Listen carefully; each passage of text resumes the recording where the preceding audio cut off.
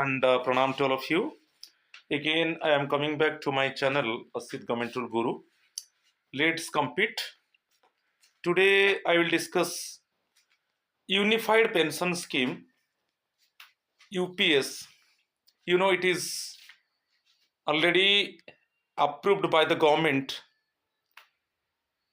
on 24th August. It means yesterday already government approved it, but it will effect from 1st April 2025. So all the central government employees and state government employees, they are in rapturous mood because this scheme providing protection and providing safety and security to the pensioners, basically assured pension, assured family pension, assured minimum pension, and also retirement time. Central government employees and state government employees, they will get one lump sum amount. So it is a great effort of the central government. So today I will discuss everything. Also I will discuss about the difference between UPS and OPS, old pension scheme. Okay, so my friends, please subscribe my channel, share my channel and like my channel so that you can get notification for my upcoming videos. So with patience, just to listen this video, you get the complete information about this new scheme, about this new assured pension scheme. So my friends, my WhatsApp number, it is 8327782034, and my Telegram channel link, if you want to join, then join it, t.me/BAPI2034, so that you can up-to-date yourself about my upcoming videos. So now I am going to discuss about the Unified Pension Scheme. First, I want to discuss about the constitution of Unified Pension Scheme. Some information I will give.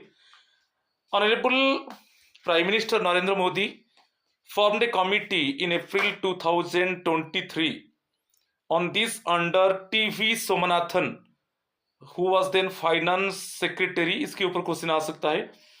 So the government actually formed a committee in month of April 2023.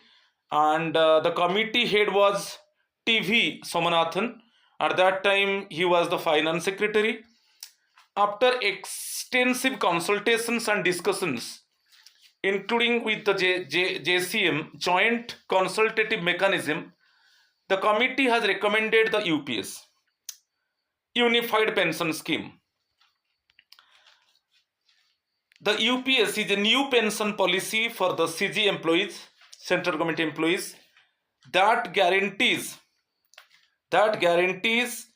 an assured pension, assured family pension, and a guaranteed minimum pension for central government employees. So this scheme has given guarantee to give assured pension, family pension, and guaranteed a minimum pension for the central government employees. So now for us, actually option is there, either NPS or UPS. One option would be given only once, then you choose which one is better, right? So actually this scheme effect from 1st April 2025. This scheme already approved by the government. Clear? It is the alternative scheme of NPS. So it will effect from 1st April 2025. So I will discuss everything one by one. First of all, see you. assured pension. UPS subscribers will get an assured pension under the scheme. So क्या entitlement है? They would be entitled to 50% of the average basic pay drawn over the last 12 months before superannuation for a minimum qualifying service of 25 years. ये बहुत important है. Superannuation के पहले 12 months basic पे का average निकालेंगे. जब सुपरएनुएशन के पहले 12 मंथ्स का बेसिक पे को देखा जाएगा, उसका एवरेज निकाला जाएगा, और जो एवरेज बेसिक पे होगा उसका 50%, जो एवरेज बेसिक पे होगा उसका 50% ऑफ एवरेज बेसिक पे वो पेंशन के लिए फिक्स होगा. मगर यहां पर एक ऑप्शन दे दिया कि minimum qualifying service of 25 years. जो मिनिमम क्वालिफाइंग सर्विस होगा 25 ईयर्स होगा. अच्छा, इस केस में मैं थोड़ा ओपीएस के बारे में बताता हूं. जो ओल्ड पेंशन स्कीम था उसी में क्या था, हम जो 50% of the average basic pay drawn over the last 10 months था. ओपीएस केस में ये यहां पर जो 12 मंथ्स है वहां पर हम जो 10 मंथ्स का बेसिक पे को, ठीक है, हम लेते थे और उसका एवरेज निकालते थे. ठीक है, और जो एवरेज बेसिक पे होता था उसका 50% पेंशन फिक्स होता था. मगर यहां पर जो यूपीएस स्कीम में सुपरएनुएशन के पहले 12 मंथ्स का बेसिक पे को लिया जाएगा, उसका एवरेज को निकाला जाएगा. 12 मंथ्स एवरेज बेसिक पे उसका 50% को फिक्स किया जाएगा पेंशन. मगर यहां पर मिनिमम क्वालिफाइंग सर्विस 25 ईयर्स है. ठीक है, मगर ये जो ओपीएस केस में था, ओल्ड पेंशन स्कीम में, यहां पर जो average basic pay before superannuation, just prior to the superannuation, हम ले रहे हैं कि average basic pay of 12 months, मगर ओपीएस केस में 10 मंथ्स था. और ये जो यूपीएस में minimum qualifying service of 25 years, वहां पर मिनिमम क्वालिफाइंग सर्विस 10 ईयर्स था. ठीक है, मगर यहां पर मिनिमम क्वालिफाइंग सर्विस 25 ईयर्स है. तो जो एवरेज बेसिक पे हम जो फाइंड करेंगे उसका 50% पेंशन फिक्स होगा. ठीक है, मगर मिनिमम क्वालिफाइंग सर्विस 25 ईयर्स होना चाहिए. यदि 25 ईयर से कम होगा तब वो एक प्रोपोर्शनेट के हिसाब से आपका पेंशन फिक्स किया जाएगा. मगर ओपीएस में स्लाइटली डिफरेंट था. ओपीएस में जो एवरेज बेसिक पे हम निकालते थे वो 10 मंथ्स का था और उसका 50% पेंशन फिक्स होता था, और वहां पर जो मिनिमम क्वालिफाइंग सर्विस था 10 ईयर्स.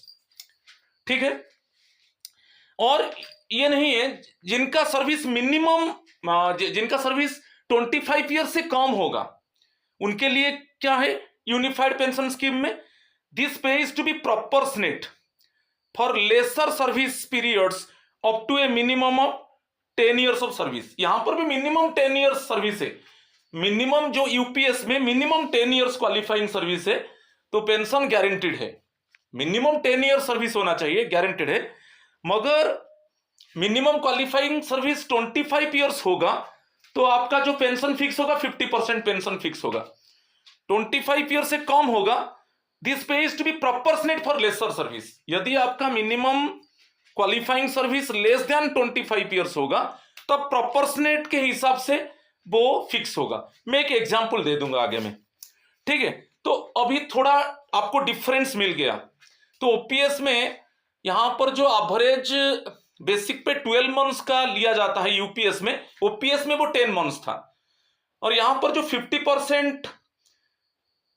50% ऑफ एवरेज बेसिक पे हम लेते हैं, पेंशन फिक्स होता है, वो भी ओपीएस में था.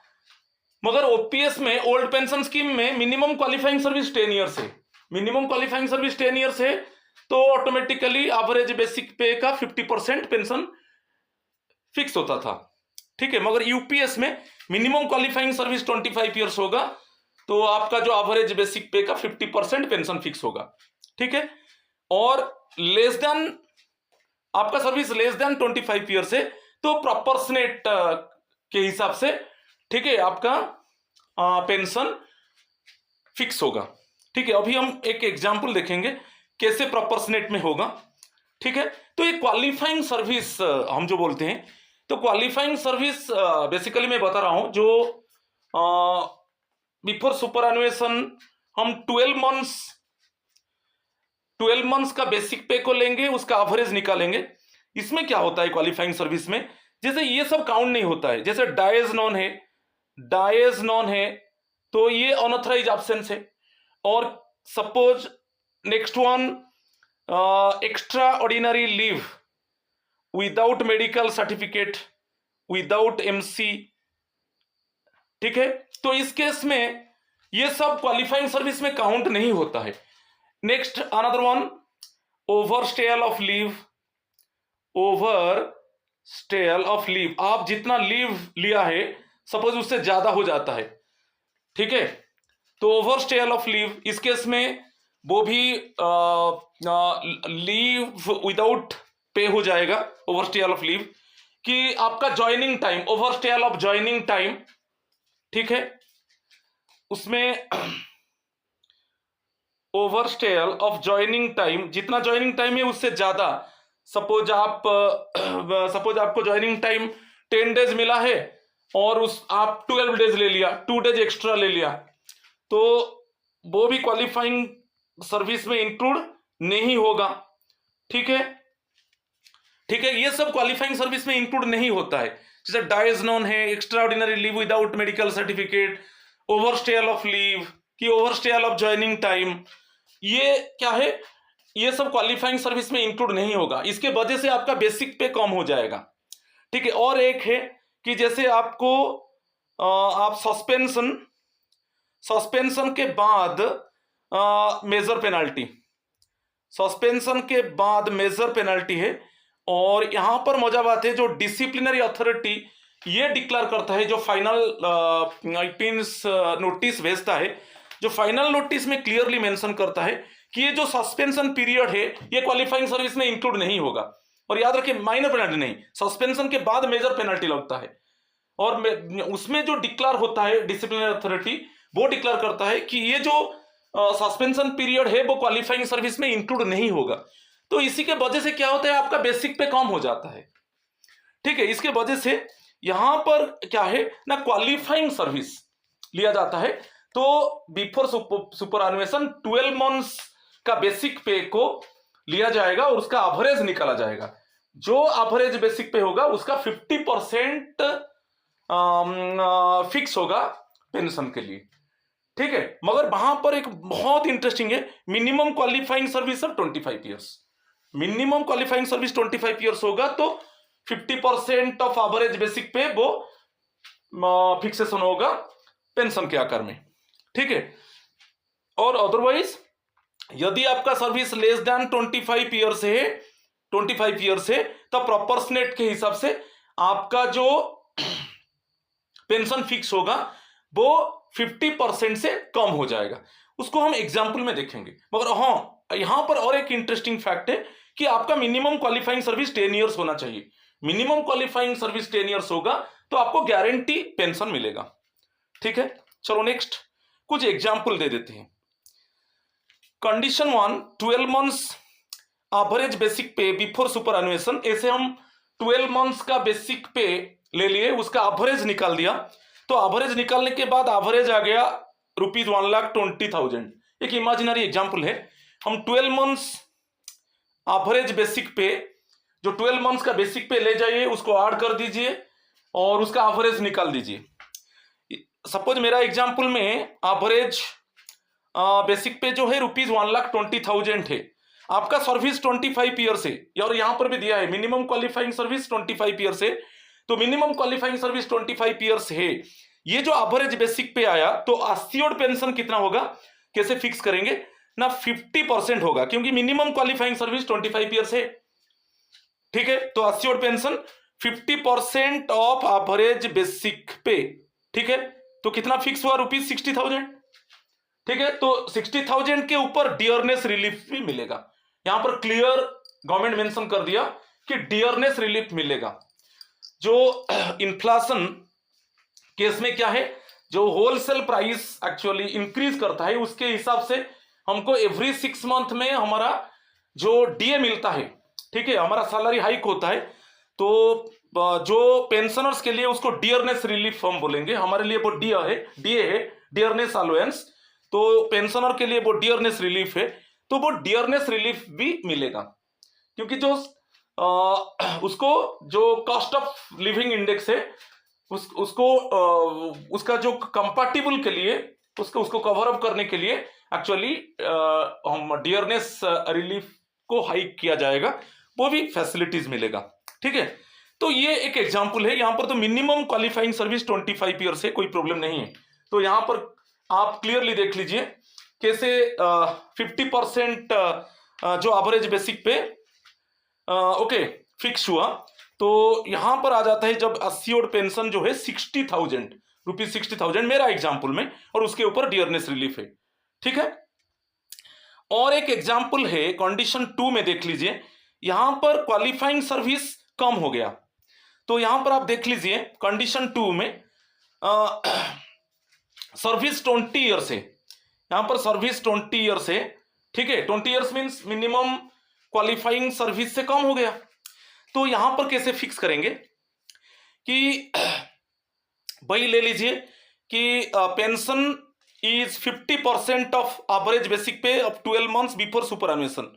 तो वन आप देखिए, यदि minimum qualifying service minimum qualifying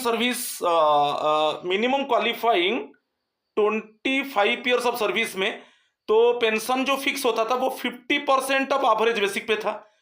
तो जो 1 ईयर सर्विस के लिए वो 2% हो जाएगा, क्योंकि प्रोपोर्शनेट के हिसाब से निकालेंगे, 2% हो जाएगा।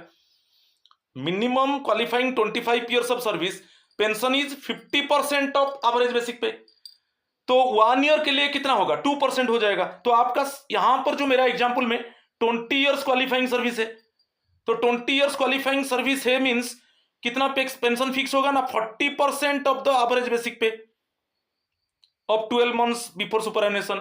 वैसे बिफोर सुपरएनुएशन आप 12 मंथ्स का बेसिक पे का एवरेज निकाल दीजिए, और जितना एवरेज बेसिक पे होगा उसका 40% फिक्स होगा, क्योंकि यहां पर आपका जो क्वालिफाइंग सर्विस 20 ईयर्स है, क्योंकि 25 ईयर्स के लिए 50% गवर्नमेंट कर दिया। Minimum qualifying 25 years of service, pension fix होगा 50%, तो 1 ईयर के लिए कितना है, 2%।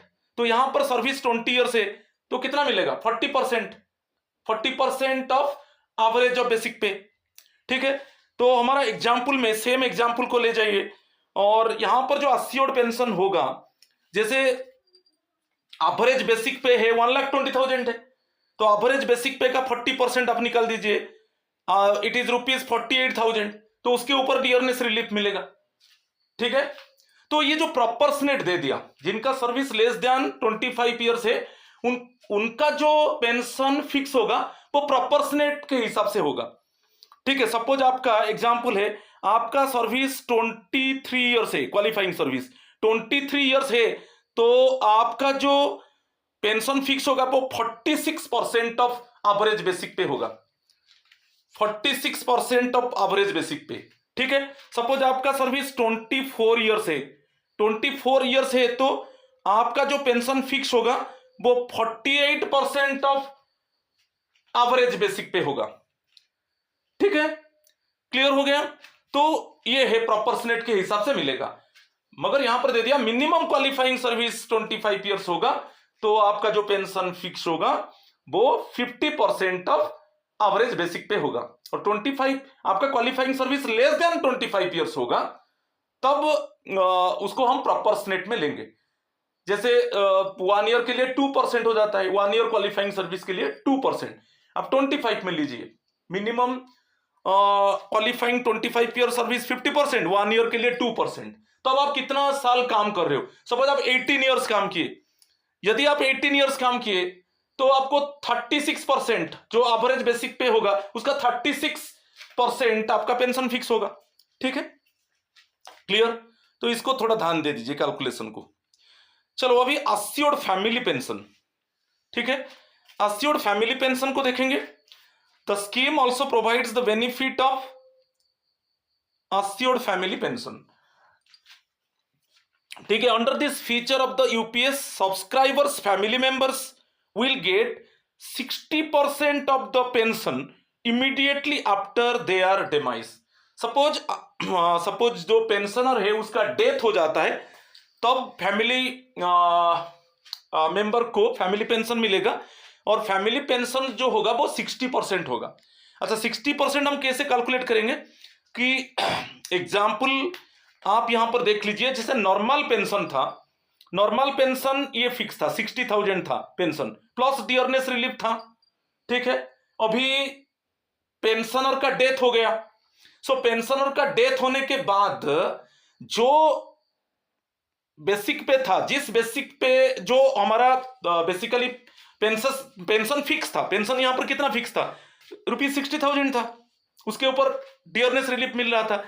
जो after the death of the pensioner family pension कितना हो जाएगा ना? 60% ऑफ 60,000 प्लस डीआर। तो 60% ऑफ 60,000 कितना हो गया? ₹36,000 और उसके ऊपर डियरनेस रिलीफ मिलेगा।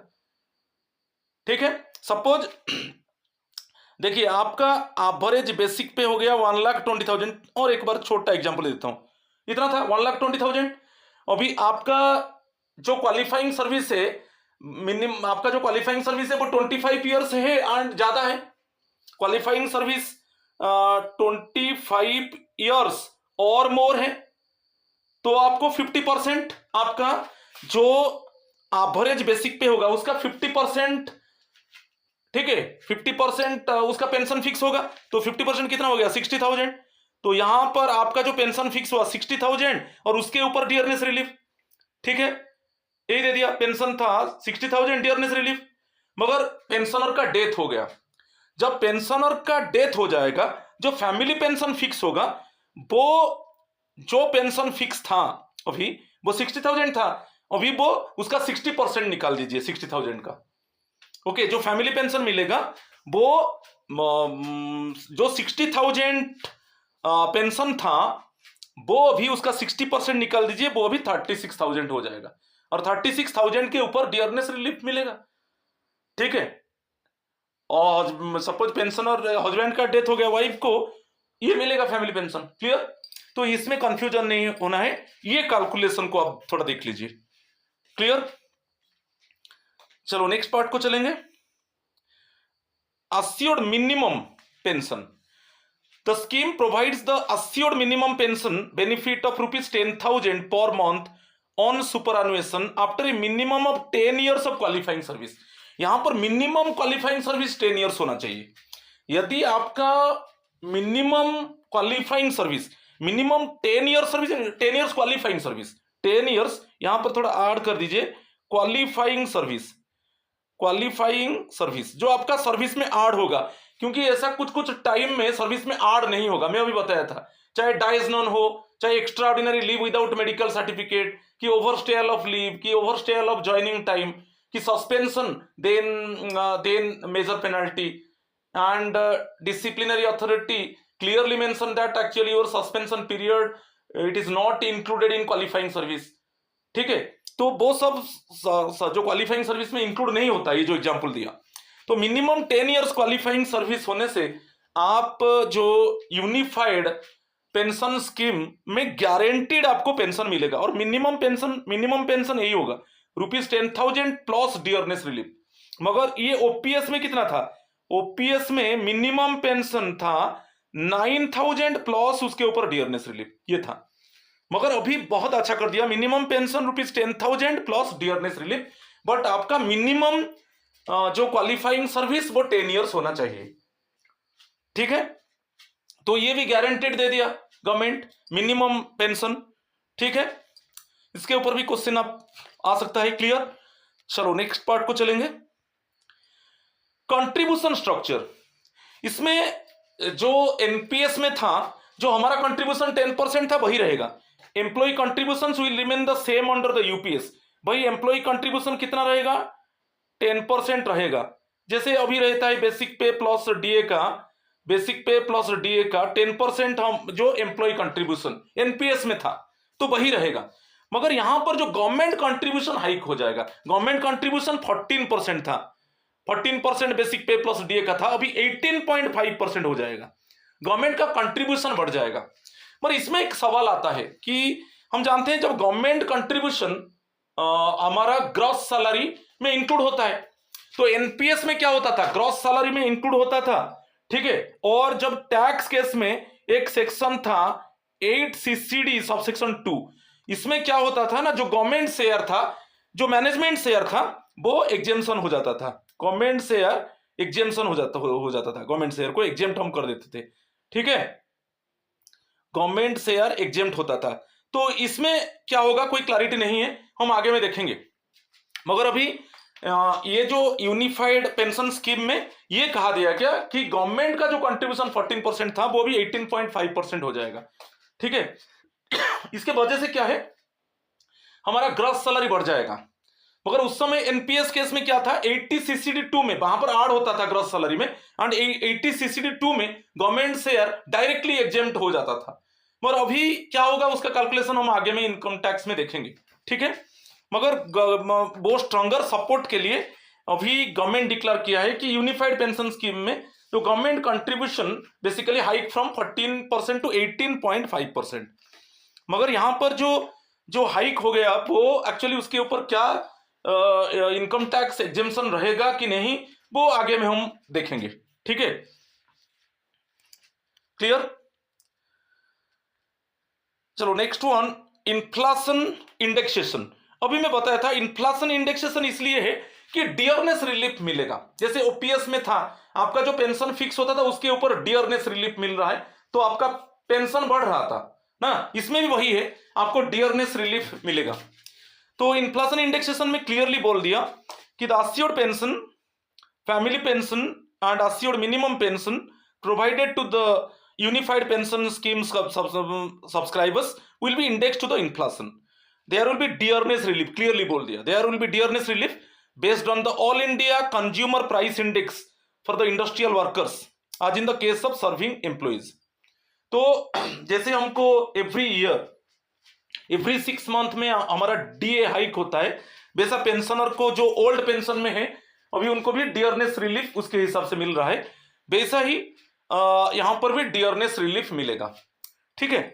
जो consumer price index for industrial workers होता है उसके हिसाब से इन्फ्लेशन जो हाई प्राइस है उसको कवर अप करने के लिए डियरनेस रिलीफ भी दिया जाएगा, ठीक है। तो यहां पर वही है जो पेंशन मिलेगा, मैं अभी बता दिया, average basic pay of 12 months before superannuation, उसका यहां पर जो पेंशन फिक्स होगा average basic pay of 12 months before super, इसका 50% ले जाइए। सपोज आपका मिनिमम 25 इयर्स क्वालिफाइंग सर्विस है प्लस डियरनेस रिलीफ, ठीक है। यहां पर 50% और कर दीजिए, जो average basic pay of 12 months before superannuation है उसका 50% प्लस डियरनेस रिलीफ, और यहां पर मान लीजिए कि आपका जो मिनिमम क्वालिफाइंग सर्विस है 25 ईयर्स है, ठीक है। ठीक, तो इसमें हम क्लियर हो गए कि डियरनेस रिलीफ मिलेगा, राइट। नेक्स्ट, एक लॉन्ग सम अमाउंट भी डिक्लेयर कर दिया। सबसे मजा बात है कि हमारा कंट्रीब्यूशन 10% है, ठीक है। जो एम्प्लॉय कंट्रीब्यूशन, ठीक है, एम्प्लॉय कंट्रीब्यूशन यहां पर मैं लिख देता हूं, वो 10% है। जो एम्प्लॉय कंट्रीब्यूशन वो उसको गवर्नमेंट ले जाएगा, ठीक है। एम्प्लॉय कंट्रीब्यूशन गवर्नमेंट ले जाएगा, मगर जब हमारा रिटायरमेंट होगा हमको एक लॉन्ग सम अमाउंट मिलेगा, ठीक है। वो ग्रेचुइटी एज यूजुअल अलग मिलेगा। आप ये मत मान लिए कि gratuity addition to the gratuity का कैलकुलेशन अलग है, ग्रेचुइटी आपको मिलेगा। मगर यहां पर क्या है, डिक्लेयर कर दिया गवर्नमेंट कि हमारा जो कंट्रीब्यूशन है उसको गवर्नमेंट ले जाएगा, मगर हमारा रिटायरमेंट के बाद क्या होगा ना, हमको एक लॉन्ग सम अमाउंट वो पे करेगा। और ग्रेचुइटी अलग होगा। ग्रेचुइटी जैसे अभी 50% डीए होने के बाद वो 25 लाख है, ठीक है, उसका कैलकुलेशन अलग है, वो एज यूजुअल आपको मिलेगा। मगर यहां पर एक लॉन्ग सम ओके पेमेंट मिलेगा, उसका कैलकुलेशन देखेंगे। Under the UPS scheme subscribers will also get the lump sum payment at superannuation in addition to gratuity. As usual आपको ग्रेचुइटी मिलेगा, पहले जैसे था ग्रेचुइटी एज यूजुअल मिलेगा, यहां पर और एक लॉन्ग सम अमाउंट मिलेगा। वो लॉन्ग सम अमाउंट के ऊपर हम डिस्कस करेंगे। वो जो लॉन्ग सम अमाउंट कैसे ना, 1/10 of monthly emoluments basic pay plus DA होगा आज on the date of superannuation for every completed 6 month service. Every completed 6 month service, जो क्वालिफाइंग सर्विस होता है वो हाफ ईयरली होता है। एवरी कंप्लीटेड 6 मंथ सर्विस के लिए 1/10 ऑफ मंथली एमोलुमेंट्स लिया जाएगा, और एमोलुमेंट्स जो होगा बेसिक पे प्लस डीए होगा, ठीक है। एक एग्जांपल में यहां पर दे दिया, देखिए जैसे एमोलुमेंट्स जो है बेसिक पे प्लस डीए है, जब आप रिटायर कर रहे हो तब तो आपका जो लास्ट बेसिक पे है वही है, ठीक है, और उसके ऊपर DA at the time of superannuation. Suppose example दे दिया, दोनों मिलाकर बेसिक पे प्लस डीए जब आपका रिटायरमेंट हो रहा है उस समय बेसिक पे प्लस डीए आपका 1 लाख है। मैं एक एग्जांपल, इमेजिनरी एग्जांपल, 1 लाख है basic pay plus, it means आपका एमोलुमेंट्स 1 लाख है बेसिक पे प्लस डीए।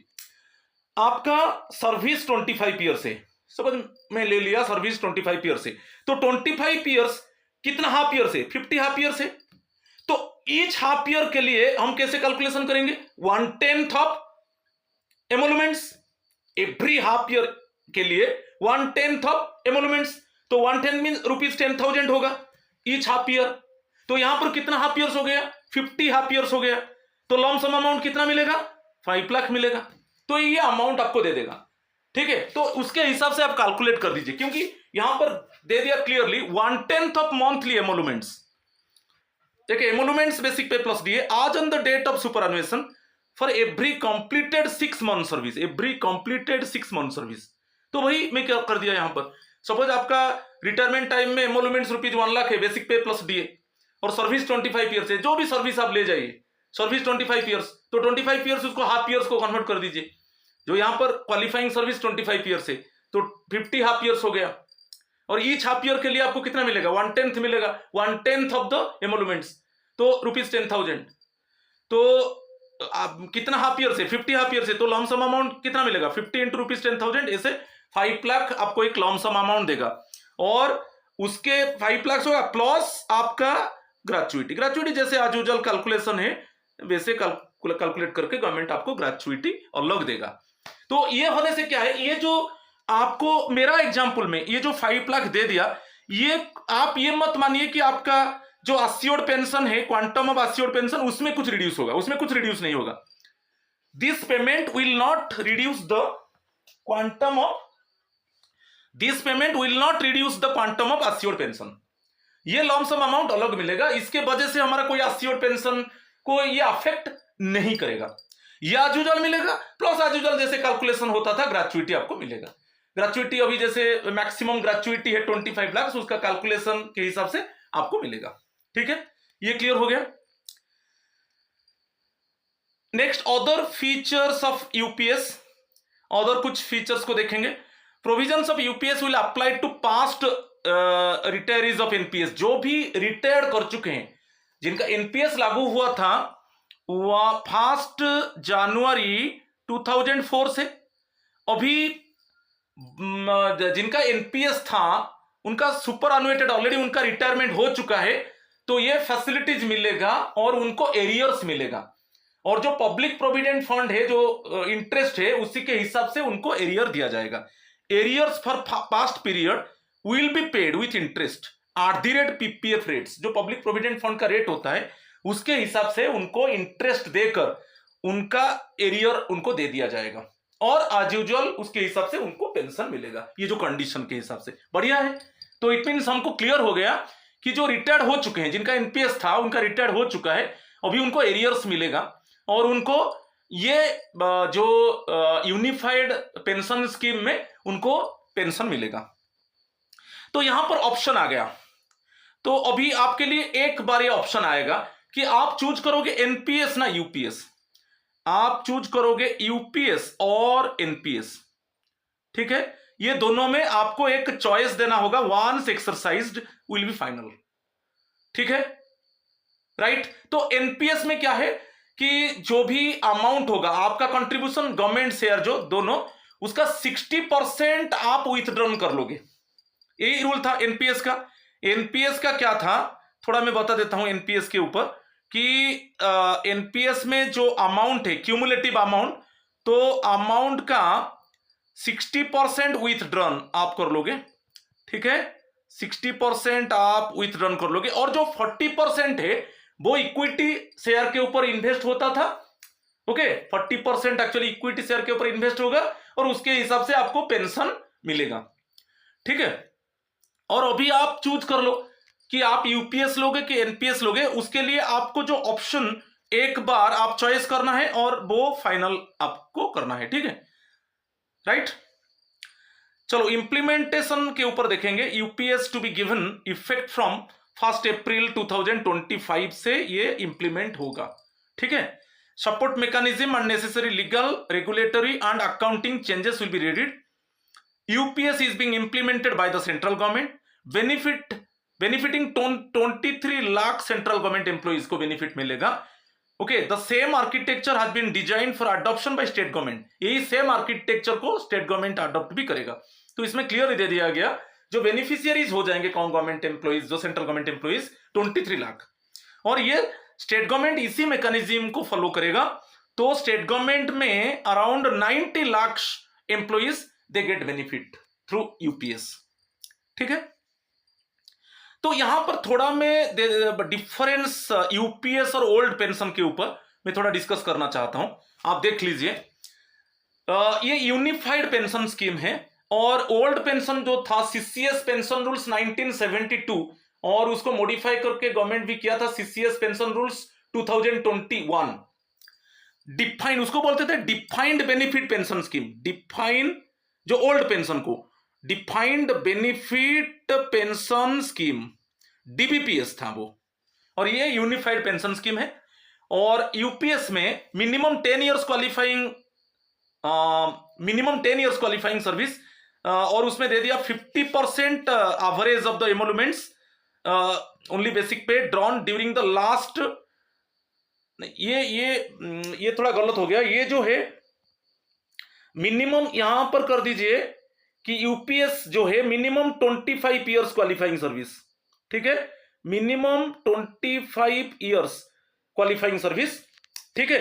और उसमें जो ये 10 मंथ्स नहीं है, ये 12 मंथ्स है यूपीएस में, ये 12 मंथ्स है, ठीक है। तो आप जो बिफोर सुपरएनुएशन जो मैं अभी डिस्कस किया कि 12 मंथ्स बेसिक पे ले जाइए, उसका एवरेज निकाल दीजिए, उसका 50% फिक्स होगा, और मिनिमम क्वालिफाइंग सर्विस 25 इयर्स होगा, और 25 ईयर से कम होगा तो वो प्रोपोर्शनेट के हिसाब से मिलेगा, ठीक है। और ये उल्टा हो गया, ये ओल्ड पेंशन की जगह हो गया, ठीक है, यूपीएस ओल्ड पेंशन की जगह हो गया, ठीक है। तो इसमें मैं रेक्टिफाई कर दिया, ठीक है। तो मिनिमम यूपीएस में मिनिमम क्वालिफाइंग सर्विस 25 इयर्स होगा, तो एवरेज बेसिक पे का 50% पेंशन फिक्स होगा, ठीक है। मगर ओल्ड पेंशन में क्या था कि 50% ऑफ द ये 10 मंथ्स है, ये 12 नहीं, ये 10 मंथ्स है, ठीक है, ये 10 मंथ्स ओल्ड पेंशन में जो हम एवरेज बेसिक पे लेते थे 10 मंथ्स का लेते थे, और मिनिमम क्वालिफाइंग सर्विस कितना था, 10 इयर्स था। ओल्ड में मिनिमम क्वालिफाइंग सर्विस 10 इयर्स था, और उसमें प्रोपोर्शनेट इसमें और कुछ नहीं है, इसमें प्रोपोर्शनेट है, ठीक है। ये थोड़ा गलत हो गया, उसको रेक्टिफाई में कर दिया। तो यहां पर याद रखिए जो यूपीएस में मिनिमम क्वालिफाइंग सर्विस 25 इयर्स होगा, तो जो पेंशन फिक्स होगा वो 50% होगा, ठीक है। और यदि मिनिमम क्वालिफाइंग सर्विस 25 ईयर से कम होगा तो प्रोपोर्शनेट के हिसाब से मैं अभी एग्जांपल डिस्कशन किया। और ओल्ड पेंशन में क्या है, जो एवरेज बेसिक पे लिया जाएगा 10 मंथ्स का लिया जाएगा, एवरेज बेसिक पे 10 मंथ्स का लिया जाएगा, ठीक है, और उसका 50% पेंशन फिक्स होगा। और यहां पर मिनिमम क्वालिफाइंग सर्विस 10 ईयर्स है ओल्ड पेंशन में, ठीक है, मिनिमम क्वालिफाइंग सर्विस 10 ईयर्स है, राइट, क्लियर हो गए। नेक्स्ट थर्ड को चलेंगे, यहां पर अस्योर्ड फैमिली पेंशन में क्या कर दिया, जो फैमिली पेंशन है वो 60% मिलेगा। अभी मैं आपको एक एग्जाम्पल के साथ डिस्कस किया। जो अस्योर्ड फैमिली पेंशन वो 60% मिलेगा। जितना पेंशन फिक्स हुआ था पेंशनर का, तो पेंशनर का जब डेथ हो जाता है 60% फिक्स होगा, ठीक है। और minimum family pension ₹10,000 plus dearness relief. इसके ऊपर एग्जाम्पल में दिया था कैसे हम 60% कैसे लेंगे, ठीक है।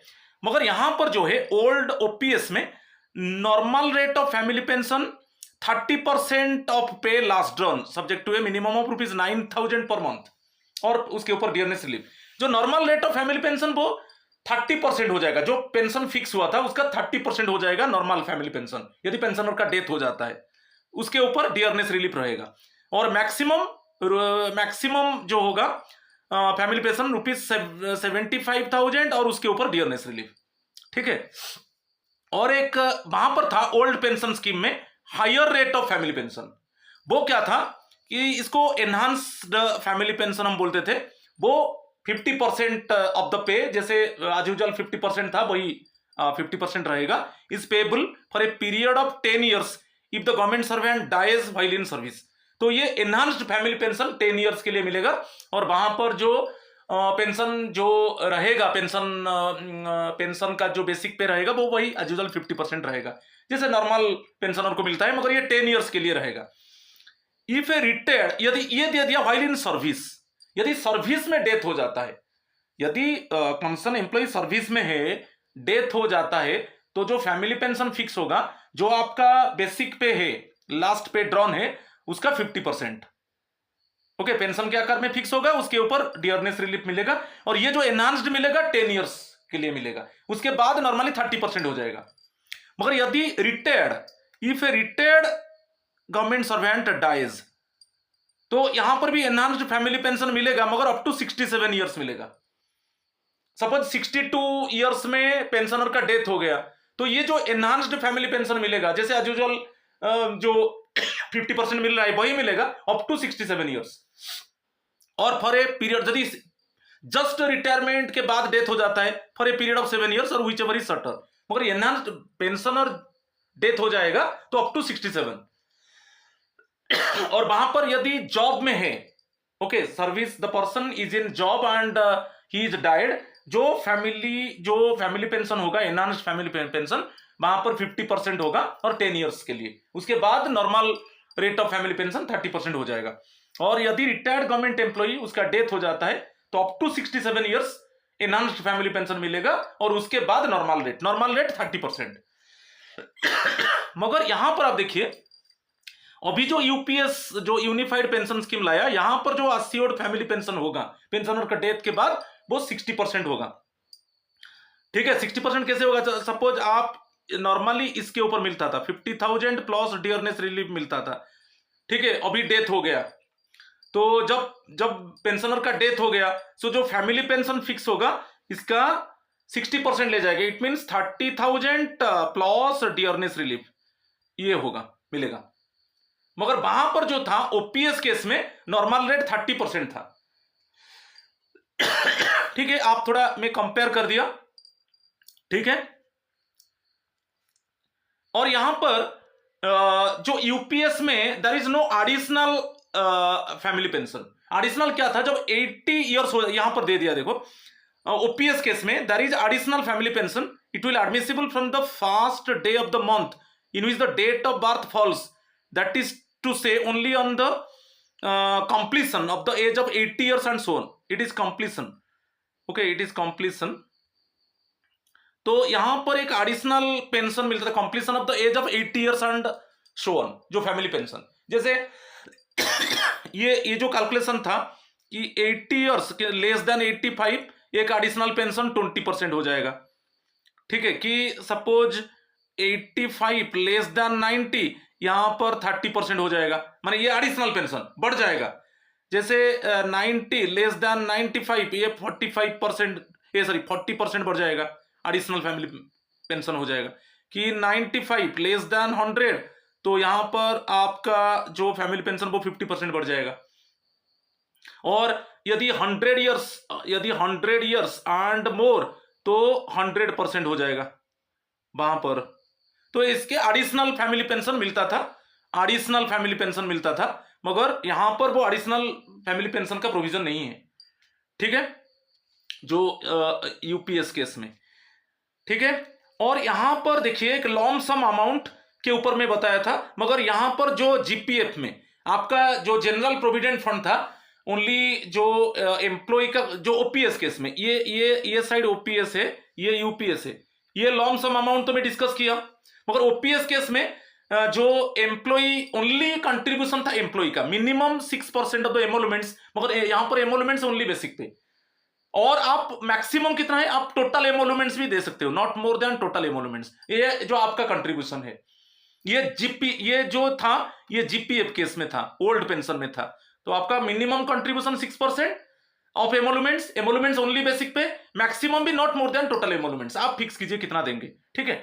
तो उस केस में जो जीपीएफ केस में आपको एडवांस मिलता था, ठीक है, आपको एडवांस मिलता था और विथड्रॉन भी आप कर सकते थे, मगर ये ऑप्शन यहां पर नहीं है। जो यूपीएस केस में ओनली एक लॉम सम अमाउंट मैं अभी बता दिया, लॉम सम अमाउंट, और यहां पर गवर्नमेंट कंट्रीब्यूशन बता दिया कि employer contribution increase from 14 to 18.5%, मगर यहां पर जो ओपीएस केस में कोई गवर्नमेंट का कंट्रीब्यूशन नहीं था, ओनली सब्सक्राइबर कंट्रीब्यूशन, एम्प्लॉय का कंट्रीब्यूशन था, ठीक है। मिनिमम 6% ऑफ द एमोलमेंट था, एमोलमेंट बेसिक पे था, और यहां पर maximum not more than total emoluments था, और ये एडवांस विथड्रॉन था, ठीक है, इलनेस टाइम में, और कुछ कंडीशंस था जिसमें आपको एडवांस मिलता था, और आप जो बैलेंस था, जो आपका जीपीएफ अकाउंट में जो बैलेंस था, उसमें आप विथड्रॉन कर सकते थे और एडवांस भी ले सकते थे, मगर ये ऑप्शन अभी तक ये यूपीएस में नहीं है, no advance and withdrawn from employee contribution, अभी तक ये नहीं है, ठीक है, अभी तक ये डिस्कस नहीं किया गया है। तो ये था, ठीक है, क्लियर कुछ। और यहां पर क्या था, जो यहां पर और एक चीज बता देता हूं, यहां पर नो कम्यूट, यहां पर एक और भी डिफरेंस, यूपीएस केस में जो कम्यूटेशन ऑफ पेंशन यहां पर नहीं है, यहां पर भी याद रखिए, नो कम्यूटेशन ऑफ पेंशन, जो 40% जो पेंशन फिक्स होगा उसका 40% आप बेच सकते हो, यहां पर ये नहीं है, नो कम्यूटेशन ऑफ पेंशन, मगर ओपीएस में वो था, ओपीएस में कम्यूटेशन ऑफ पेंशन, ठीक है, कम्यूटेशन ऑफ पेंशन मींस 40% जो पेंशन फिक्स हुआ उसका 40% आप बेच दोगे, और बाकी उसका 60% आपको पेंशन मिलेगा, ठीक है, 40% बेच दोगे, एक लॉम सम अमाउंट आपको मिल जाएगा, और मैक्सिमम 40% आप कम्यूट कर सकते हो, मैक्सिमम 40%, सपोज आप 30% कम्यूट कर दिया, एक लॉम सम अमाउंट ले लिया, तो जो पेंशन फिक्स हुआ उसका 70% आपको मिलेगा, मगर ये ऑप्शन यूपीएस में, ये ऑप्शन जो कम्यूटेशन ऑफ पेंशन, ये ऑप्शन नहीं है। तो ऐसे कुछ डिफरेंस में दे दिया, और इसका जो एनपीएस के साथ हम देखेंगे, सपोज हम कुछ डिस्कस कर देते हैं एनपीएस में केस में, तो आप जानते हो एनपीएस में 60% जो भी लॉम सम अमाउंट रहेगा उसका 60% आप विथड्रॉन कर लोगे, और 40% इक्विटी शेयर के ऊपर इन्वेस्ट होगा, और आप उसके ऊपर आपको पेंशन मिलता था, मगर यही सब अश्योर्ड गारंटीड ये नहीं था, ठीक है। और एनपीएस में क्या है कि सपोज विथड्रॉन, आप एम्प्लॉय का जो कंट्रीब्यूशन है 3 टाइम्स हम विथड्रॉन करते थे, एम्प्लॉय का जो कंट्रीब्यूशन है, ओके, ओनली एम्प्लॉय कंट्रीब्यूशन, उससे हम इट मींस 3 टाइम्स हम विथड्रॉन कर पाएंगे पूरा, इट मींस लाइफ टाइम में 25% ईच, एवरी टाइम जो आपको विथड्रॉन कर सकते हो 25% ऑफ द एम्प्लॉय शेयर, ठीक है। तो ये ऑप्शन अभी यूपीएस कोई तो डिक्लेयर नहीं किया है यूनिफाइड पेंशन स्कीम में, ये है कि नहीं, तो वो ये मार्केट लिंक है, मगर वहां पर जो एनपीएस में जो पेंशन है वो अश्योर्ड नहीं है, कि मिनिमम गारंटीड पेंशन नहीं है, कि यहां पर जो यदि जॉब में डेथ हो जाता है, जॉब में डेथ हो जाता है तब फैमिली पेंशन था, मगर सुपरएनुएशन के बाद कोई रिटायर्ड पेंशनर है, यदि उसका डेथ हो जाता है तो वो वहां पर प्रोविजन नहीं था पेंशन का, ठीक है, एनपीएस केस में। तो ये थोड़ा मैं कंपेयर कर दिया दोनों में, अभी आप डिसाइड कीजिए, एक बार आपको ऑप्शन मिलेगा यूपीएस और एनपीएस का, तो आप कैसे चूज करोगे, और जो ये जो गवर्नमेंट ये जो स्कीम लाया उसमें क्या क्या फैसिलिटीज है मैं आपको अच्छे से क्लैरिफाई किया। सो ठीक है, आज इतना ही है। थैंक यू और नमस्कार टू ऑल ऑफ यू।